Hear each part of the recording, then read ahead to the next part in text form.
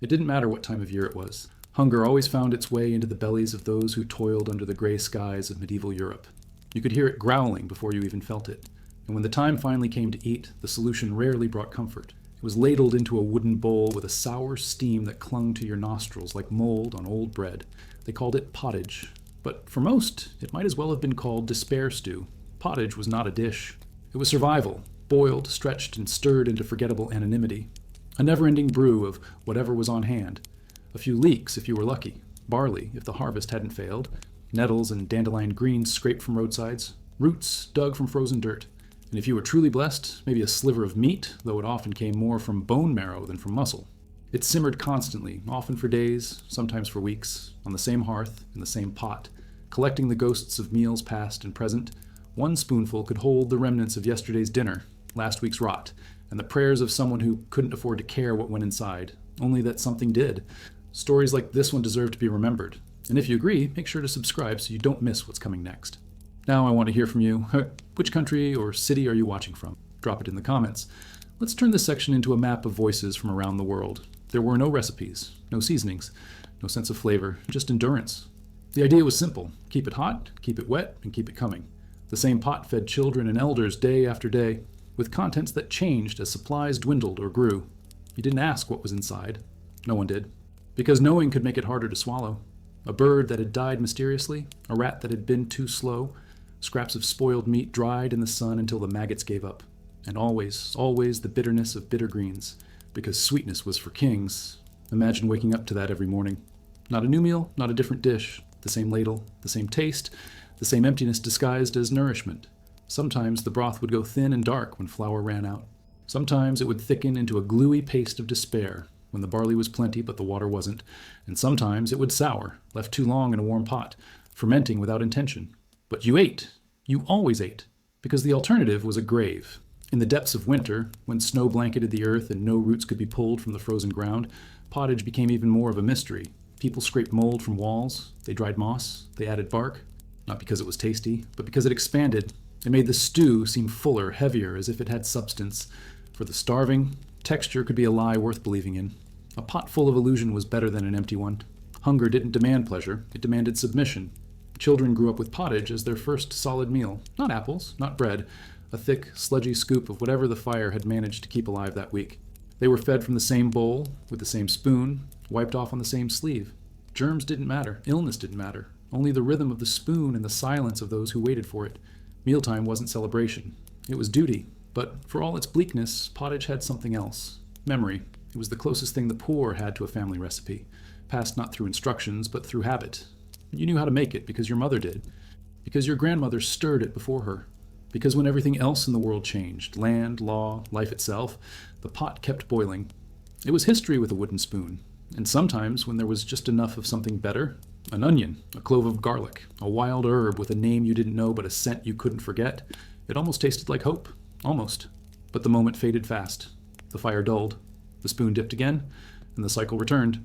Of course, the nobles didn't eat pottage. Not this kind, not in this way. Their bowls came gilded. Their stews were rich with spices, meats, saffron, and almonds. A single meal of theirs could cost more than a farmer earned in a year. But you didn't dream of that. Dreaming made it worse. You focused on the spoon, the broth, the breathless wait for your turn.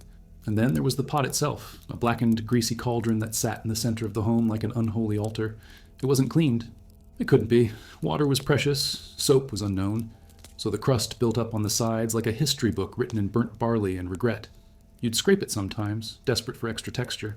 That crunch of scorched bottom layer pottage was the closest many ever got to flavor. But hunger is cunning. It wears disguises. Sometimes it came not as emptiness, but as sickness. People who had eaten pottage for months on end grew bloated, not with fullness, but with malnutrition. Thin hair, weak limbs, swollen bellies. A cruel joke, being fat with hunger. And in this quiet starvation, something darker crept in. Shame. Because when all you've ever known is a stew of scraps and weeds, you start to believe that's all you deserve. That real food belongs to someone else. That taste is for other mouths. That meals should be endured, not enjoyed. And you pass this down, generation to generation, like a curse cooked over low flame. Yet even in this, people found rhythm. They added rhythm to the stirring. They sang while preparing it, not out of joy, but defiance. Because when everything is taken from you, Land, health, even flavor. Sometimes the only rebellion left is to keep the pot boiling, to keep eating, even when you don't want to, even when you no longer remember what hunger without shame feels like. Still, there were moments, fleeting, almost forgotten, when the pot would yield something strange, a taste, a smell, a bite that didn't taste of dirt and smoke, and you'd pause, just long enough to wonder, what would it be like to eat bread? Real bread? Soft, white, warm, bread that didn't grind your teeth with grit, didn't ferment your stomach, didn't fill your mouth with dust and regret. That's when you remembered the other staple of the peasant's life, the loaf that promised comfort but delivered something far more sinister. There's a sound that still haunts history's kitchen, the coarse crunch of teeth biting into something that should never be in bread. Not a nut, not a seed, but grit, sand, wood, something that ground against your molars like broken bone, something that didn't belong, but had been added on purpose. Because in medieval Europe, real bread wasn't for everyone. In fact, most of the time it wasn't even real. Bread was supposed to be a symbol of life, the staff of life, as it was once called.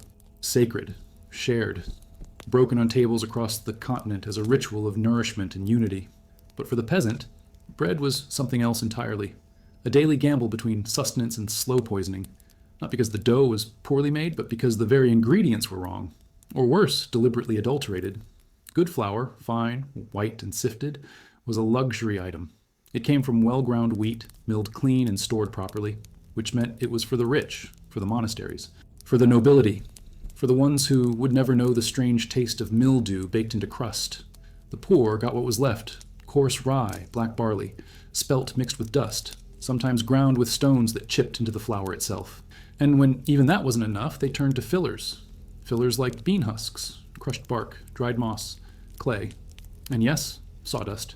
The sawdust wasn't added as an accident, it was strategy, expansion, a way to stretch a bag of flour across more mouths. It absorbed water, it held shape, it baked, and as long as you didn't look too closely, you could almost believe it was just coarse grain. Almost. Until the stomach cramps set in, until the fibers scraped through your body, until your child's face turned pale and bloated and no one could understand why. But it didn't stop there, because even when flour was available, there was the mold, the damp, the rot, the storage rooms where rats and insects gnawed through burlap sacks, leaving behind droppings and spores. The flour turned gray, then green, then black.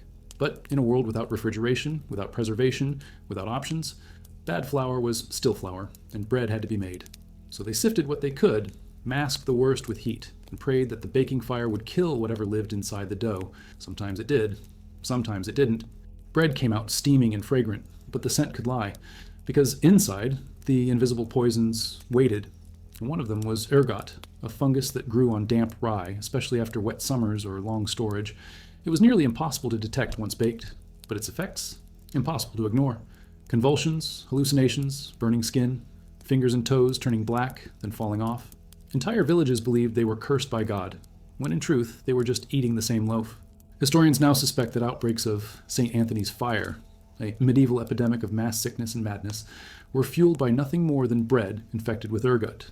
Imagine that.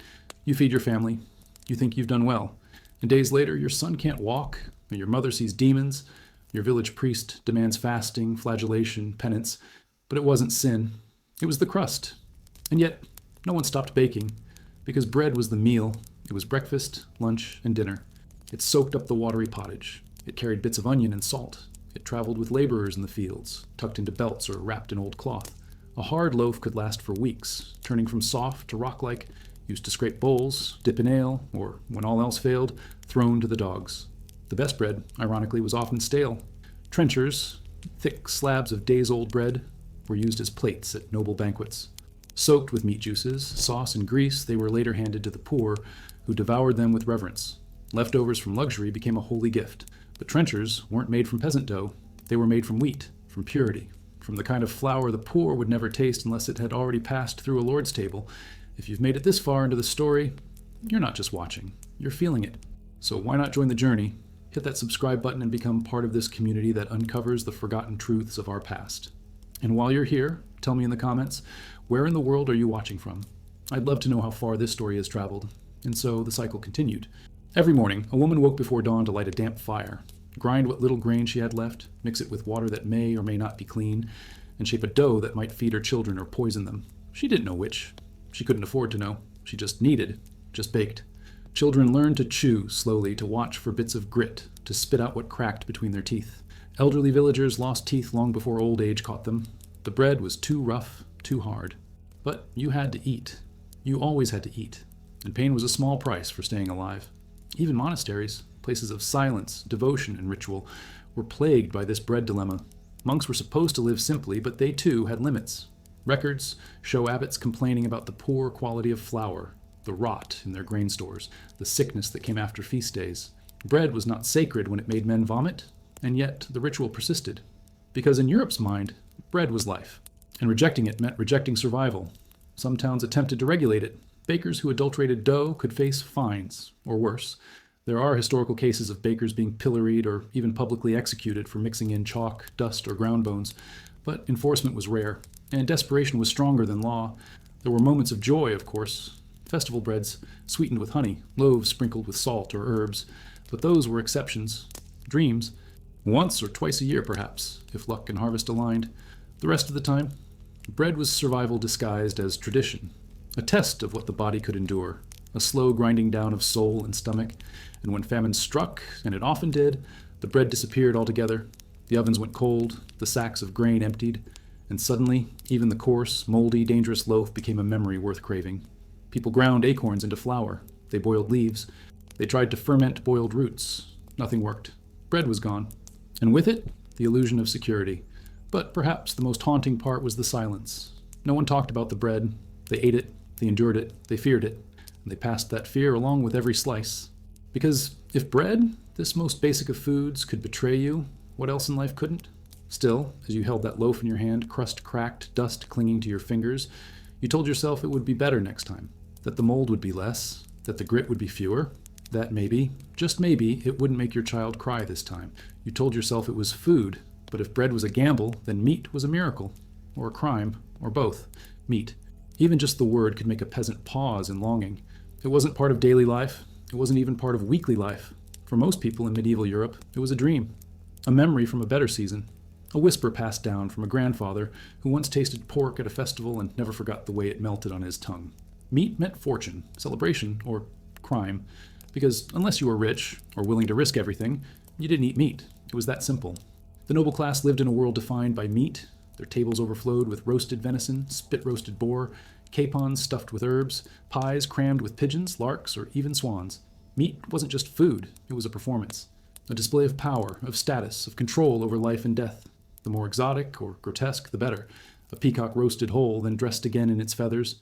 A piglet served with an apple in its mouth, golden skin crackling under the knife. These weren't just meals, they were messages. We rule. You don't.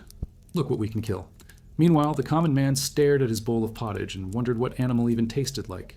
Officially, peasants weren't forbidden from eating meat, but unofficially, access was cut off at every turn. Hunting was outlawed on noble land, which happened to be almost all land. Forests were patrolled, traps were banned. Even gathering fallen game, an injured bird, a dead deer, was risky.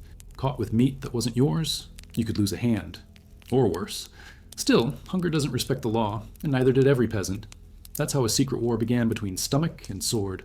Poachers became legends, men who moved through the forest like shadows, laying snares at night, whispering to each other in the trees, watching for the flicker of a guard's torch. They knew the risks. The stories spread of entire families punished for a single rabbit, of children beaten for a pigeon roasting in a clay pit. But still, the traps were set, because sometimes the smell of flesh on fire was worth the gamble. Some women learned to disguise the scent of roasted meat by burning herbs in the hearth or mixing it into heavy stews. Some dried the meat into strips and buried them under grain sacks, only cooking them after dark. Children were taught never to speak of what was on the table. The silence around meat was as thick as the desire for it. And the irony? Even the animals they risked their lives for were often thin, diseased, or old. Forest pigs riddled with parasites, skinny deer with worms. But they tasted like heaven compared to stale bread and endless greens. Meat gave you strength.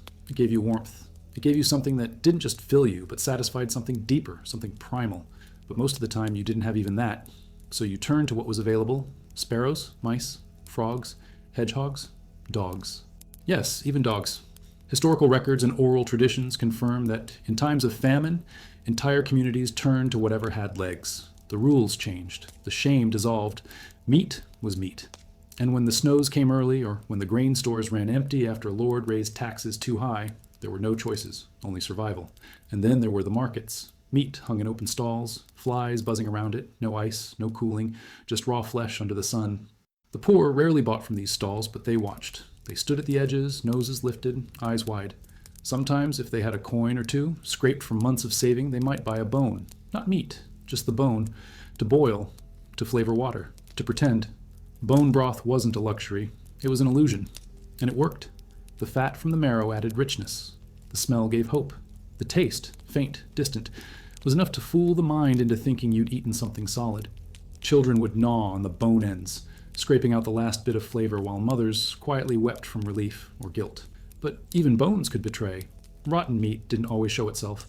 The smell was one clue, the color another. But to the desperate, both could be ignored, and spoiled meat could kill just as fast as starvation. It's said that during especially lean winters, some villages would eat tainted meat on purpose, hoping the sickness would kill them quickly rather than dragging them through another season of hunger. And yet, nothing could stop the craving. Holidays and feast days offered glimpses into the world of real meat. On Christmas or Easter, a village might slaughter a pig or a lamb, shared among many. The scent filled the streets. Smoke curled into the sky. Children danced. Old men sang. And for a moment, everyone felt rich. The fat dripped from lips. Bellies were full. Life made sense. But those days were rare. And the next morning, the pot went back to boiling greens and barley. The bread returned to its bitterness, and the silence around meat returned as well.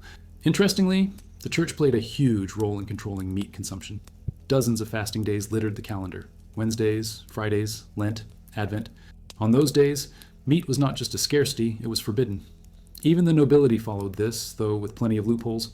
Fish was allowed, so nobles reclassified beavers and puffins as fish just to get around the restriction. Meanwhile, the poor stared at the river, hoping for a catch, knowing they lacked even the tools to fish properly.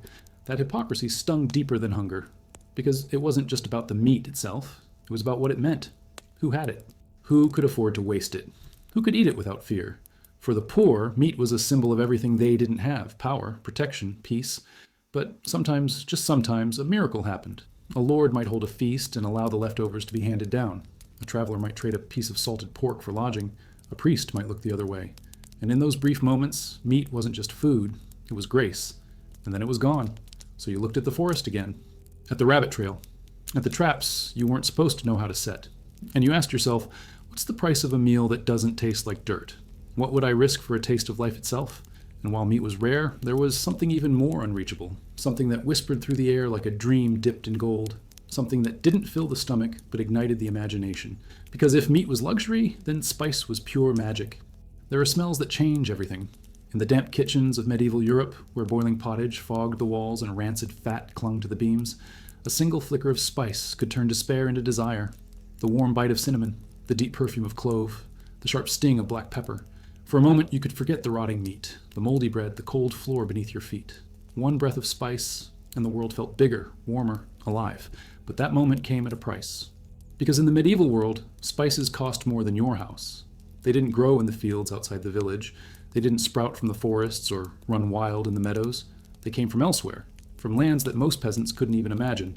Cinnamon from Ceylon, nutmeg from the Banda Islands, clove from the Moluccas, pepper from the coast of India. These weren't just flavors. They were myths, carried in the saddlebags of merchants across deserts over oceans, traded hand to hand until they reached the tables of kings. And by the time they arrived, their weight rivaled silver, sometimes gold. To own a pouch of pepper was to hold power. To cook with saffron was to make a statement louder than a throne. In noble courts, spices were locked in wooden boxes with iron keys. They were portioned like treasure. They were spoken of in the same breath as land and titles. A few grams could pay a servant's wage. A handful could settle a debt. In many cities, spices were quite literally used as currency. But for the commoner, spices weren't about money, they were about fantasy. Most peasants never tasted real pepper. They may have smelled it once, wafting from a nobleman's kitchen, or seen it ground into sauces too dark to identify. But to eat it? That was like sipping wine from the Holy Grail. Unthinkable. And yet, their presence was everywhere. The cookbooks of the time, especially those written for aristocrats, read like perfume manuals. Add 2 drachms of cinnamon, 3 of ginger, a clove, or 2 of cardamom. The recipes seemed obsessed. Even the simplest dish was bathed in spice. Meat pies, fish stews, custards, puddings, all were smothered with exotic flavors that overwhelmed the natural taste of the food itself. Why? Because the food wasn't always fresh, especially the meat. That was one dirty secret of the Middle Ages. Even in noble households, preservation was a battle. Ice was rare, salt was expensive, refrigeration was science fiction, so meats were often aged, a polite word for going bad. They were dried, smoked, or buried in fat, but the rot found a way. And when it did, spices became salvation.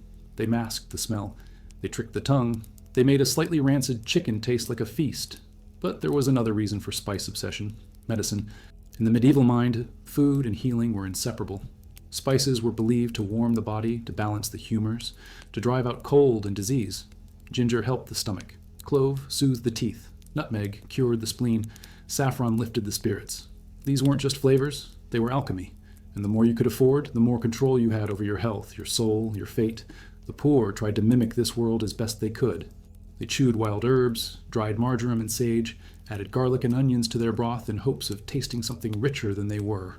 In some villages, wild mustard or horseradish served as a stand-in for pepper, though the burn was sharper and the bitterness more pronounced. They made fake spice, but nothing matched the real thing, and so the black market flourished. Smugglers slipped spices into cities like contraband.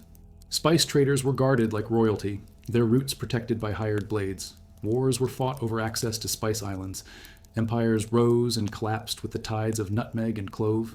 In 14th century Venice, spice deals made men into legends. In London, entire merchant guilds were devoted to protecting pepper roots. Even in the farthest reaches of northern Europe, kings offered tax exemptions to those who could secure saffron. This wasn't just seasoning, it was the soul of commerce. But with demand came deceit. Some sellers began to stretch their supply. They mixed powdered brick into cinnamon, crushed walnut shells into pepper, dried beetroot dyed with iron salts to resemble saffron strands. The illusion was perfect until the flavor hit. Then you knew. You'd been fooled. But few could complain. Who could tell the difference if they'd never had the real thing? This practice didn't stop in the marketplace. Even nobles were tricked.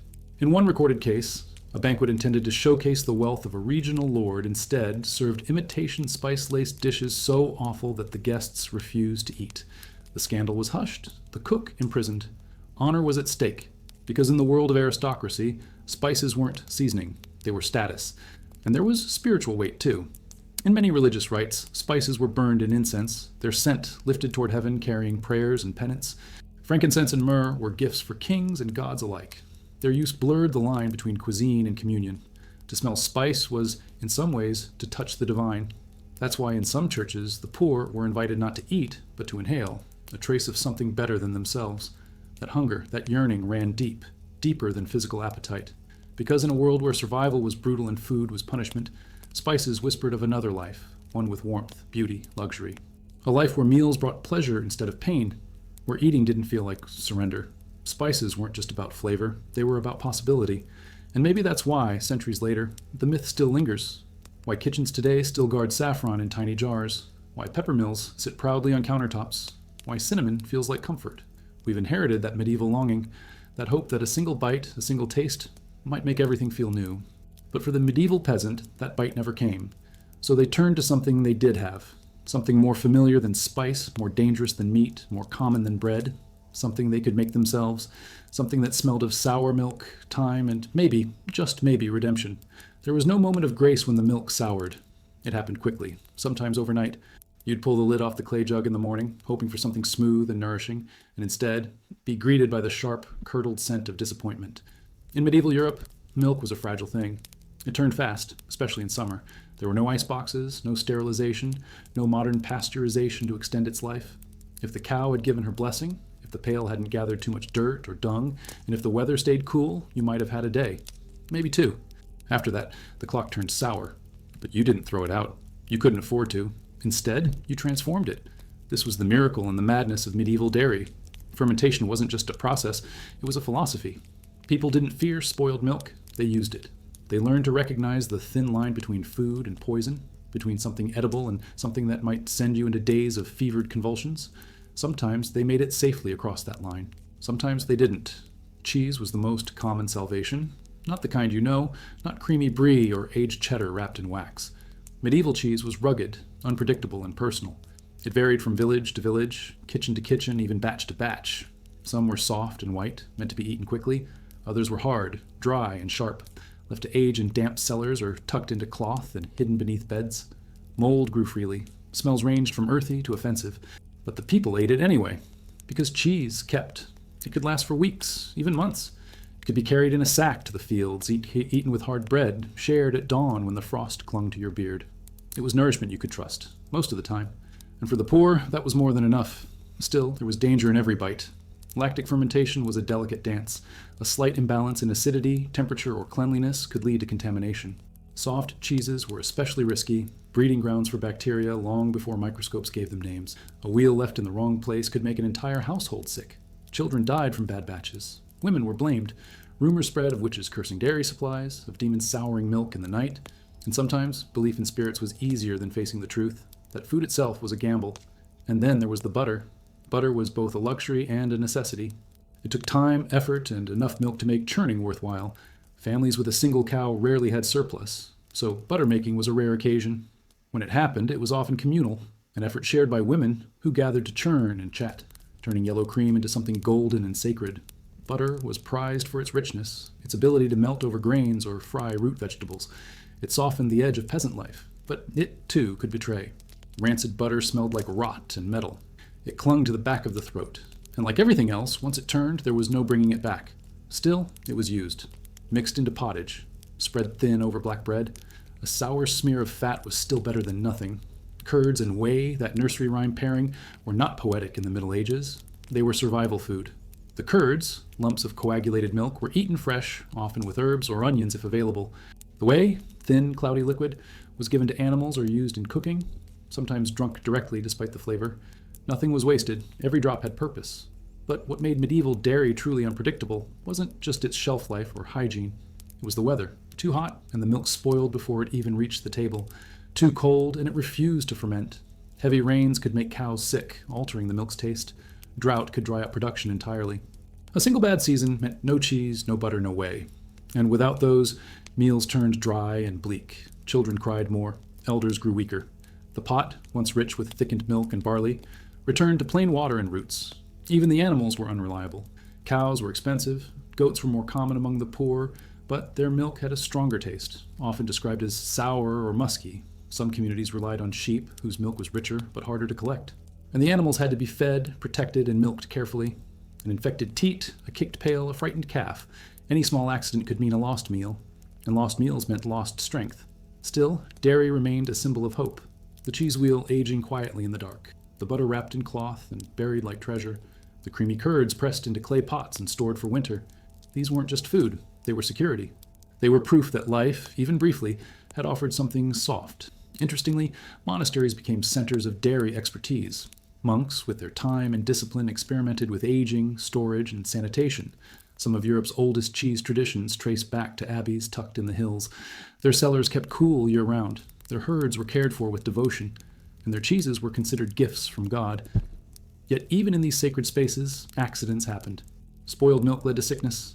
Butter turned before the mass. The divine, it seemed, had its limits. Meanwhile, the poor improvised.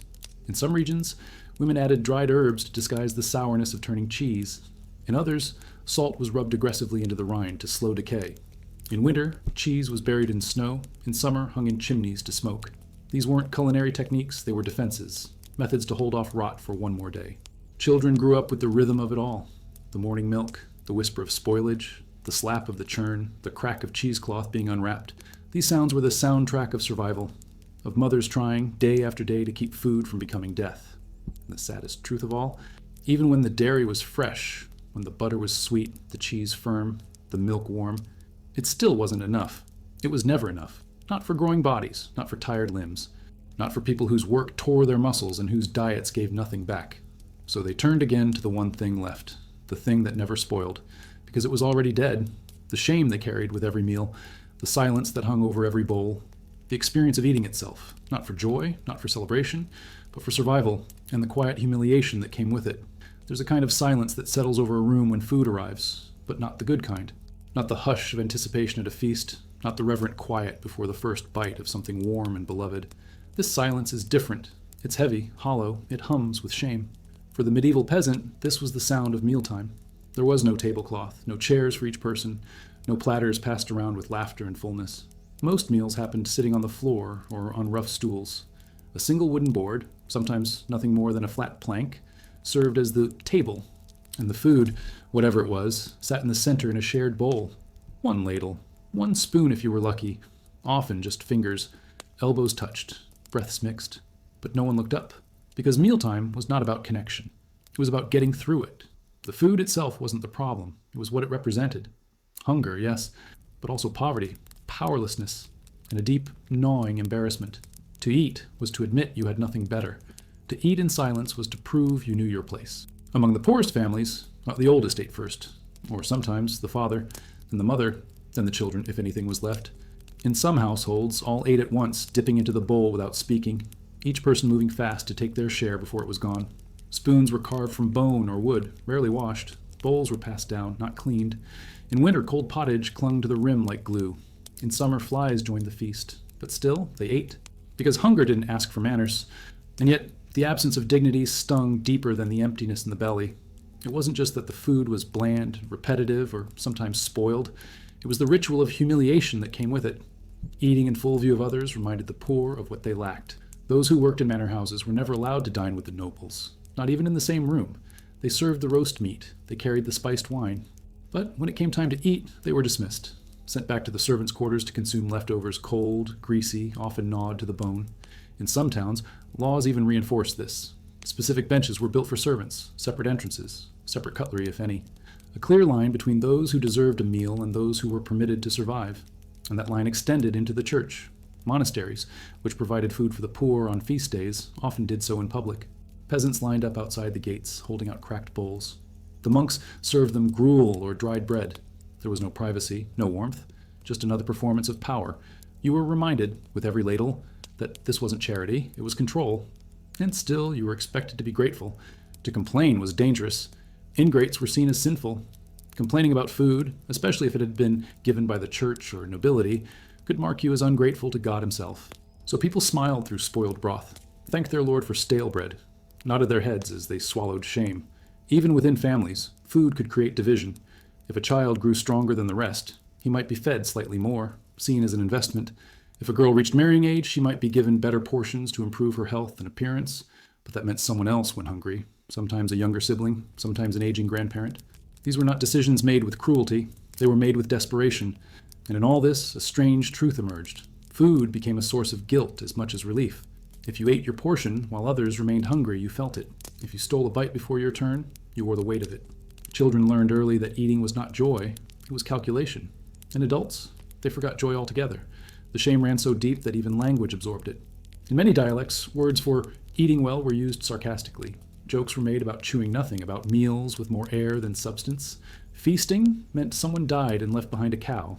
Humor became the only seasoning, and there were darker corners still. Women especially carried the burden of meals. They cooked, served, cleaned, and then ate last. Always last. Even when pregnant, even when ill. If the food ran short, they claimed they had already eaten. Lied with a smile so their children wouldn't cry. Some women went days without a full meal, pretending the hunger didn't matter. But it did, and their bodies bore the proof. Thin limbs, hair that fell out, teeth that rotted, wombs that failed to carry life, and no one asked why, because everyone already knew. And when the rich came to visit the poor, when lords toured their lands or bishops visited a village, the shame only deepened. Families scraped together their best scraps to host them, dressed in their finest rags, cleaned the mud from the doorway, smiled with mouths that tasted of ash. They'd offer milk they couldn't spare, bread they couldn't afford to lose, because hospitality was a duty, and refusing to feed your better, no matter how little you had, was seen as dishonor. So, in the end, mealtime became a performance. One not of pleasure, but of survival and submission. And it was learned young. Children were taught not to speak while chewing, not to look at someone else's bowl, not to ask for more. They learned to make their hunger invisible. But there were moments, rare and almost too delicate to name, when the shame cracked. A stolen apple shared behind a barn, a crust of bread given in secret, a hot meal served by a stranger with no judgment in their eyes. In those moments, food returned to what it was always meant to be, connection. And yet, they were fleeting. Because just as quickly, the daily routine reasserted itself. The pot boiled again. The same soup, the same spoon, the same silence. But the silence wouldn't last forever. Not when banquets echoed through the stone walls. Not when the scent of roasted meat drifted down from the castle windows. Not when you saw what the nobles ate and threw away. There was another world out there, a world of excess. And the closer you got to it, the more unbearable your own bowl became. It began long before the first platter hit the table. Trumpets blared, dogs barked in anticipation, and servants hurried down stone corridors with arms full of meat, bread, and wine. The air in the great halls of medieval Europe was thick, not with hunger, but with expectation. This wasn't dinner, it was spectacle. The nobility didn't just eat, they performed their appetite, turning every meal into a declaration of power, wealth, and dominion. And for those watching from the shadows, or peeking through cracks in the walls, it was a cruel, dazzling theater of everything they would never have. Banquets were staged like battles. Tables stretched the length of the hall, covered with embroidered cloth, lined with pewter, silver, and gold. Candles burned by the dozen. Music echoed from corners where minstrels played for scraps. A nobleman's feast could last 6 hours, sometimes. Not because they needed the food, but because they could afford to waste it. And waste they did. Roasted boars arrived with apples in their mouths and tails curled in decorative spirals. Pies the size of wagon wheels were sliced open to release live birds, or sometimes, just for shock value, live frogs. Whole peacocks were roasted and then redressed in their feathers, their necks lacquered with gold leaf, placed upright to appear as though alive. Swans, cranes, and herons, creatures once considered sacred, were skewered and served with elaborate sauces dyed red, green, even blue, using crushed berries and rare spices. The more bizarre, the better. This was not about nourishment, it was about message. A lord who served rare or exotic animals proved he had power over life. A countess who wasted half a banquet's food proved she didn't need to ration like a peasant. Every bite was a boast. Every untouched platter was a reminder. We feast so you can starve. And as the nobles drank wine from imported goblets, peasants stood by, invisible. The servants who prepared these meals were often the same people who would later sip watery pottage in the kitchen corner. They were the hands that plucked the feathers, basted the game, carved the loaves, only to be told they weren't clean enough to eat what they made. They carried dishes steaming with roasted venison, knowing their own children hadn't had meat in months. But at a noble table, gluttony was a virtue. The courses came one after another, sometimes over 20 in a single sitting, each one more extravagant than the last. Lampreys in wine, eels braided like ribbons, quail eggs pickled in saffron, molded jellies shaped into castles. Guests wiped their hands with perfumed cloths, belched without apology, and threw bones onto the floor to be devoured by dogs. The floor itself told a story. Strewn with straw, sometimes layered with herbs, to mask the smell of decay, it absorbed grease, vomit, and spilled ale. In winter, it turned to a greasy carpet of rot. In summer, it buzzed with flies. But it didn't matter, because the only thing that mattered was abundance, and while the nobles gorged, the poor listened. Servants learned the rhythm of the feast, the songs, the toasts, the laughter that grew louder as the goblets emptied. They waited in the wings, praying for leftovers. Occasionally, a kind master might allow scraps to be passed down, gnawed bones, bread crusts soaked in sauce, a sliver of cold mutton. For many, it was the best meal they'd have that season. Sometimes, however, the waste was simply tossed out, into the yard, into the river, into the mud where pigs rooted for secrets. Food enough to feed a village was left to rot, and no one blinked, because waste was currency. To waste was to flex, to show that you had so much that you could afford to let half of it spoil. Nobles were measured not just by what they owned, but by what they didn't need, and nowhere was that clearer than in their feasts. Etiquette was rigid, but selective. Men carved meat with ornate knives, but ate with greasy fingers. They wiped mouths on sleeves made of silk. They reclined on cushions, while others stood the entire time. Table manners didn't exist to create civility. They existed to draw boundaries. Who was allowed to reach for the main dish? Who was given their own trencher? Who shared a cup? Every gesture reinforced rank, and the wine flowed without end. Ale was for peasants. Wine was for power. The richest drank imported vintages from France, Spain, or Cyprus, sometimes sweetened with honey, other times spiced with cinnamon, cloves, or ginger.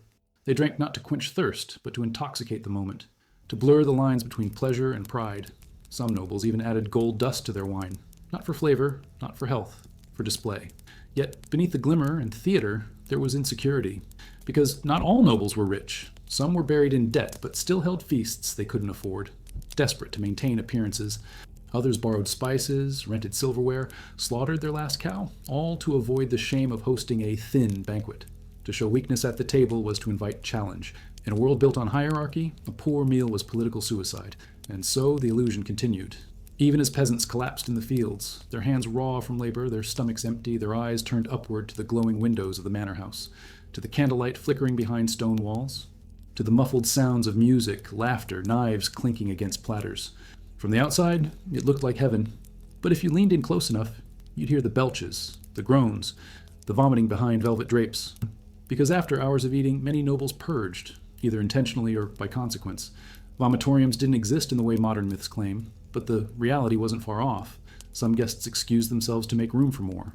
Others drank infusions to trigger digestion. Feasting was a cycle: consume, expel, repeat. And so the great banquet never truly ended.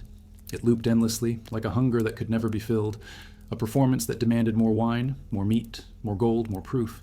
Meanwhile, the poor returned home, to their cold rooms, to their shared bowls, to the same watery stew, and yet they too began to believe the myth that the nobles were chosen, that their feasts were deserved, that this was the natural order of things. But beneath that belief, something simmered, quietly, relentlessly, a sense of injustice, a slow-burning rage, and it would take only a drop of something else, a lack of clean water perhaps, to push everything over the edge. You didn't drink the water, not if you had a choice, because in medieval Europe, water wasn't life, it was often death in disguise. It shimmered in the sunlight, cool and inviting, but beneath the surface it carried the silent killers of the age: dysentery, typhoid, cholera, parasites. And yet, for most peasants, it was unavoidable. There were no taps to trust, no bottled purity, no purification tablets or filters. There was just the river, the well, the bucket, and luck. The irony was cruel. Water surrounded them. Rivers cut through every village. Wells dotted the fields. Rain fell generously from northern skies. But cleanliness? That was never part of the equation. Waste flowed freely, human, animal, industrial.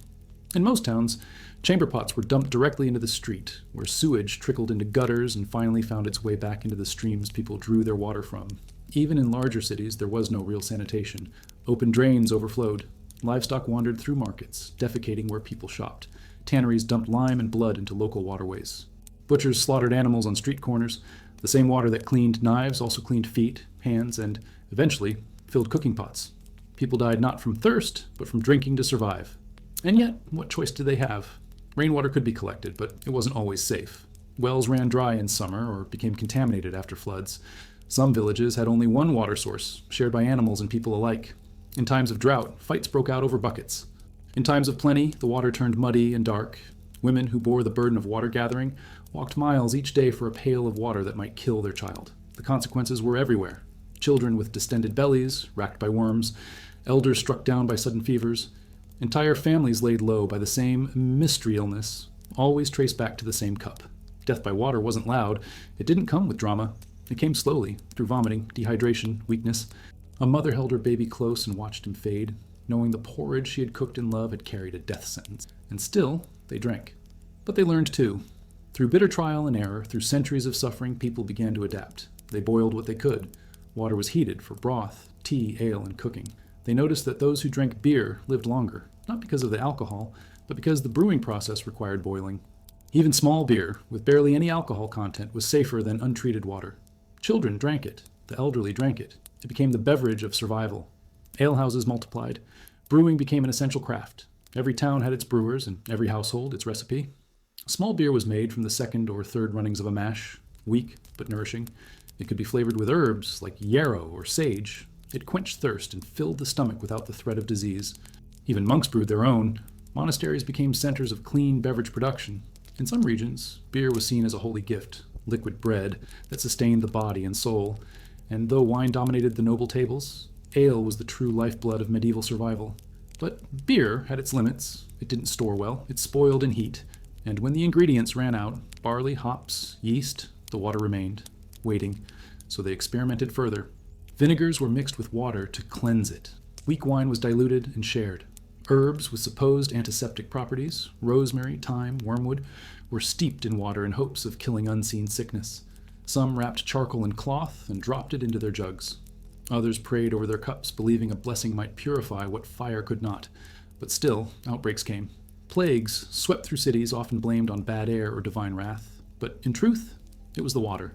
Contaminated wells, infected livestock, spoiled cooking pots. Priests preached repentance. Physicians prescribed leeches. No one suspected that the invisible enemy lived in the most basic, most trusted element of all. It affected the psyche, too. People grew afraid, not just of rivers and wells, but of food prepared with water. Bread dough left too wet could spoil. Soup thinned with river water might carry more than just flavor. Even washing became a risk. Open wounds festered when rinsed. Eyes reddened and swelled. And yet, cleanliness had to be maintained, at least minimally, so people resorted to cloths soaked in vinegar or rinses with salt. Bathing became rare, and not just from modesty or cold. Public bathhouses once flourished in early medieval towns, but as fears of disease grew and morality campaigns from the church condemned public nudity and indulgence, the bathhouse became a place of suspicion. Eventually, bathing fell out of favor altogether. People turned to dry methods, scraping, brushing, powders. Smelling bad was common. Being clean was risky. And in the middle of all this, the water still looked the same, clear, still, inviting. That was the cruelest part. You couldn't see what would kill you. There were no foul odors, no floating signs of danger. A cup of water could look like salvation and still destroy you from within. That uncertainty left scars deeper than disease, so people drank less. They turned to thicker liquids, beer, milk, broth. They flavored water with whatever they could to mask the threat. They passed on warnings. Don't drink from that well after rain. Boil it twice if the dog drank first. Avoid the river after sunrise. It stirs the sickness. Folklore and wisdom blurred. Superstition became science. And yet, no matter how many people died, no matter how many times the sickness swept through the land, the lesson never fully stuck. Because when water is all you have, you return to it, again and again, until something breaks. And sometimes, what broke wasn't just the stomach, but the soul. Because how do you keep believing in a world where even water betrays you, where every attempt to live turns against you? That was the question every peasant asked in silence, and no priest, no healer, no lord had an answer. But the church had rules. And for all the hunger, all the thirst, all the suffering, there was still another challenge waiting. One that didn't come from spoiled wells or rotting meat. One that came from above. Because even when you had food, you weren't always allowed to eat it. You were hungry. The bread was there. The cheese was fresh enough. A rabbit had been trapped the night before. But today was Friday, and on Fridays you didn't eat. Not because there wasn't food, but because the church said so. And in medieval Europe, when the church spoke, your stomach obeyed. Whether you were a peasant or a noble, whether you had plenty or nothing, your plate was shaped not only by poverty, but by doctrine. Food was not just nourishment. It was obedience, morality, and penance. And the calendar told you when to feast and when to starve for God. Fasting was everywhere. It wasn't optional. It was law, spiritual law. Wednesdays, Fridays, the entire season of Lent, Ember Days, Vigils, Advent. Dozens of prescribed days when the faithful were forbidden from eating meat, dairy, or eggs. And for some devout orders, those restrictions lasted hundreds of days per year. For the rich, fasting meant adjusting the menu. For the poor, it meant subtracting survival. Imagine your child crying of hunger, your hands red from fieldwork, your joints sore from malnutrition. And still, the dried sausage hung on its hook, untouched. The bacon fat stayed sealed. Not because you wanted to save it, but because a sin on the tongue could damn the soul forever. The fear of eternal hellfire was stronger than your appetite, and yet loopholes bloomed. The clergy, despite preaching sacrifice, often found creative ways around their own rules. Beavers, for example, were declared fish because they lived in water, so were puffins. Even barnacle geese, rarely seen nesting, were said to be born from driftwood, and thus exempt from meat restrictions. With the right justification, almost anything could become acceptable. Theology bent around appetite. The monasteries led the way. Monks, bound by vows of simplicity and fasting, still managed to dine well. Monastic kitchens developed elaborate recipes for fish days, almond milk-based butter, faux eggs made from molded rice, pies filled with eel and herbs. They baked and basted and flavored their food not to indulge, but to endure fasting in style. Some monasteries had fish ponds of their own, stocked with carp and trout. Others relied on trade and tribute, receiving barrels of preserved seafood in exchange for blessings or indulgences. For commoners, things weren't so elaborate. Fish was expensive. Rivers were overfished. Coastal communities fared better, but inland, salted cod or dried herring was a rare luxury. So peasants turned to what they had: legumes, lentils, root vegetables. They tried to mimic meat with mashed peas, fried onions, or barley patties. Some boiled nettles with vinegar. Others mixed flour with garlic and wild herbs to create thick, chewy cakes. It filled the belly, but it didn't fool the mind. There was also the social pressure. Neighbors watched each other. Gossip spread quickly. She cooked meat on a Friday.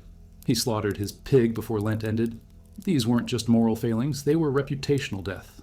A single slip could lead to community shame, loss of work, or worse, excommunication. And for those already at the edge of survival, being cut off from the church meant being cut off from everything: charity, marriage, burial, legitimacy. So they endured. And yet, not all fasts were imposed from above.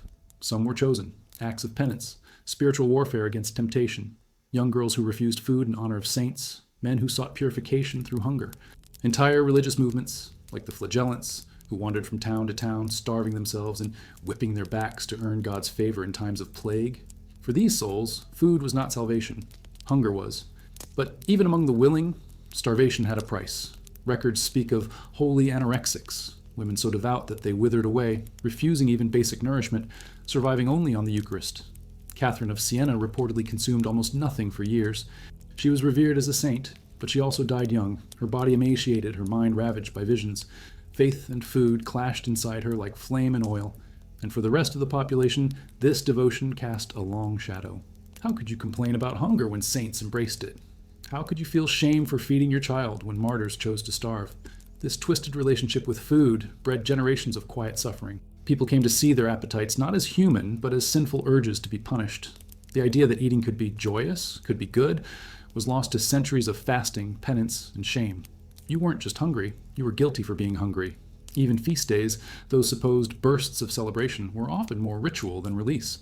Sure, the calendar allowed for meat on certain holy days, but only if you could afford it. And often after a long fast, the body couldn't handle rich food anyway. Diarrhea, nausea, bloating. Feasting felt like penance with gravy. The body rebelled against joy, trained too long in scarcity. And yet, people clung to tradition. They made special breads during Lent, ate symbolic meals on saints' days, decorated eggs they could not eat until Easter. Food became a language, one of devotion, submission, and longing. Recipes were shaped by rules. Families passed down both meals in the days they were forbidden. You didn't just eat what was on the table. You ate with fear, with memory, with obedience. The deeper cruelty? These rules didn't protect health. They didn't ensure fairness. They were arbitrary lines drawn by power, by men who never starved, never begged, never faced a child's tears in the middle of a fast. The same clergy who denied absolution to a peasant for breaking Lent might go home to fish pie flavored with saffron and almond milk. So the hunger festered, not just in the body, but in the soul. People wanted more than just bread or beans. They wanted to feel free when they ate, to taste without guilt, to feed their families without fear of punishment. But in the medieval world, food was a chain, and every bite was a reminder that your life did not belong to you. But what if it could? What if something deeper than doctrine, deeper than shame began to crack? Because even in the darkest corners of the medieval kitchen, a quiet rebellion brewed.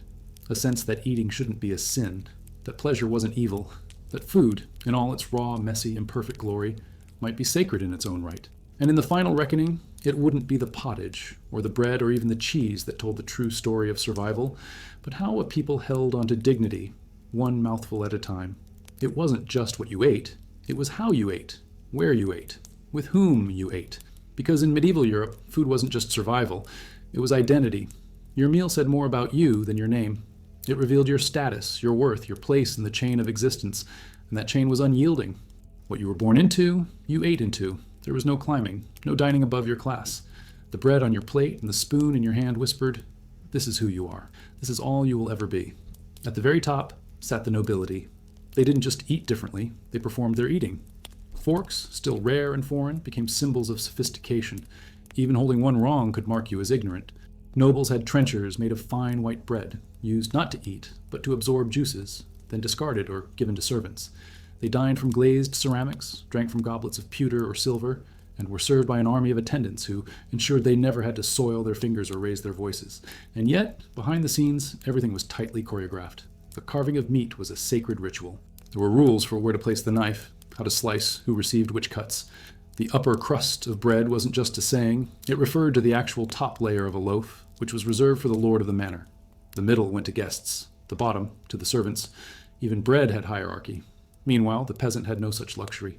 His bowl was shared, his spoon carved from bone, his bread was black, thick, and crusted with whatever grit came from a poorly milled stone. If he had meat, it was boiled to grayness and torn with hands. He ate on his knees, or the floor, or a worn bench without backrest or cushion. And he ate fast, because slow meals were for those who had time to waste. There was no privacy, no dignity. If a neighbor needed to eat, they came in. If a child was hungry, the mother gave up her bite. The family's meal wasn't portioned, it was taken piece by piece as long as the bowl remained. And when it was gone, no one spoke of it. They just waited for the next one, days or weeks later. Even within the same village, the lines were drawn. Tradesmen who handled iron or wood were allowed slightly better cuts than farmhands. Millers, who controlled the grain, were often better fed than the people they served, sometimes to the point of resentment. Bakers could set aside loaves before they grew moldy. Blacksmiths drank stronger ale. But all of them, every single one, still looked up at the manor on the hill and knew that world was not theirs. Monks lived in another reality altogether. In many ways, their diet was more structured than any noble's. Meals followed religious rhythms, 2 a day, sometimes 1. Silence was enforced. A designated reader would stand at a pulpit and recite scripture or sermons as others chewed slowly, deliberately. There was no speaking, no laughter, no indulgence, and yet no hunger either. Monks often ate better than peasants, with access to gardens, cheese, fish ponds, and storehouses that could feed an entire town. It was structure without shame, order without fear. That kind of protected eating didn't exist outside the cloister. For women, especially peasant women, mealtime was yet another performance of sacrifice. They cooked, they served, and then they waited. Only after children and husbands ate could they scrape together what remained. Some pretended to have already eaten. Others nibbled on crusts or scraps, the heat of the hearth making their hunger worse. Their place at the table, if there was one, was never guaranteed. Because even within a household, hierarchy lived. And it wasn't just about meals, it was about manners too. The rich learned early how to cut, chew, and sip with precision. They were taught to keep elbows in, to avoid slurping, to never reach across the table. Peasants learned none of this. Their manners came from survival. Eat quickly, eat silently, don't take more than your share, don't get caught stealing a bite, don't show you're still hungry. Even language reflected this divide. In Anglo-Norman England, for instance, the animals had English names: cow, pig, sheep. But the meat, the food served at noble tables, that was French: beef, pork, mutton. Because the peasants raised the animals, the nobles ate them. That linguistic fracture lives on today, and it began at the medieval table. And so, eating became a kind of social ritual, even when food was scarce. Every bite reinforced the system. Every missing seat at the table marked a death. Every shared meal forged alliances or exposed divisions. Feasts could heal or destroy. Wars began at banquets. Marriages ended over poisoned wine. A well-timed refusal to eat could send a message louder than a sermon. And in all of this, children watched. They learned where to sit, how to chew, when to speak. They watched who got more, who always got less. They absorbed the structure not from books, but from meals. They knew that eating was not an equal act. It was inherited, ritualized, weaponized. They didn't question it, because no one had ever told them that food could be freedom, that dignity didn't have to come from plates or spoons, that worth wasn't baked into the crust. But slowly, across centuries, that truth began to surface. Not all at once, not with revolt, but with memory, with the preservation of recipes passed down by grandmothers who remembered what hunger felt like, with dishes that honored the poor instead of mocking them, with bread that rose from ashes and boiled herbs turned into healing. Because despite everything, people endured. They held on. Through hunger, through shame, through centuries of being told their stomach didn't matter. They cooked with care. They ate with reverence. They shared, even when they had nothing. And in that small, defiant act, they carved a place at the table. Their table. And perhaps, after all the centuries of rot, restriction, and ritual, that was the truest feast.